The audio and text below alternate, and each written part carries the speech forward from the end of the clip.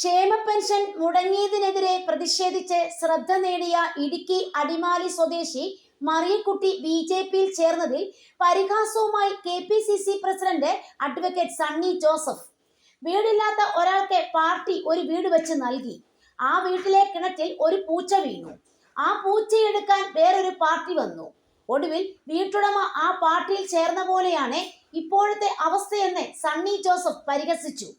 വീടില്ലാത്ത എല്ലാവർക്കും വീട് വേണമെന്നതാണ് കോൺഗ്രസിന്റെ ലക്ഷ്യമെന്നും സണ്ണി ജോസഫ് പറഞ്ഞു. മറിയക്കുട്ടിക്ക് കോൺഗ്രസ് വീട് വെച്ച് നൽകിയിരുന്നു. എന്നാൽ കോൺഗ്രസുകാർ പോയി പള്ളിയിൽ പറഞ്ഞാൽ മതി അവരുടെ എതിർപ്പെന്നായിരുന്നു മറിയക്കുട്ടിയുടെ പ്രതികരണം. ഞാൻ എനിക്ക് ഇഷ്ടമുള്ളിടത്ത് പോകും, ഇവരുടെ കയ്യിരിപ്പ് കൊണ്ടാണ് കേരളത്തിൽ ഭരണം കൈവിട്ട് പോയതെന്നും മറിയക്കുട്ടി പറഞ്ഞു. കഴിഞ്ഞ ദിവസമാണ് മറിയക്കുട്ടി ബി.ജെ.പിയിൽ അംഗത്വം സ്വീകരിച്ചതും.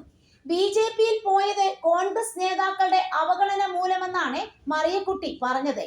നാളിതുവരെയായും ഒരു കോൺഗ്രസുകാരനും തന്റെ കാര്യങ്ങൾ അന്വേഷിച്ചിട്ടില്ല. വീട് വെച്ച് തന്നതുകൊണ്ട് മാത്രം ഉത്തരവാദിത്വമാകുന്നില്ല.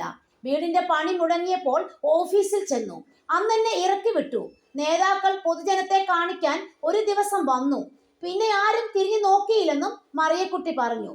കെ.പി.സി.സി അല്ല, ജനപ്രതിനിധികളാണ് തനിക്ക് വീട് നിർമ്മിച്ച് നൽകിയതെന്നും പ്രാദേശിക കോൺഗ്രസ് നേതാക്കൾ പോലും അവഗണിക്കുന്നുവെന്നും മറിയക്കുട്ടി പ്രതികരിച്ചു.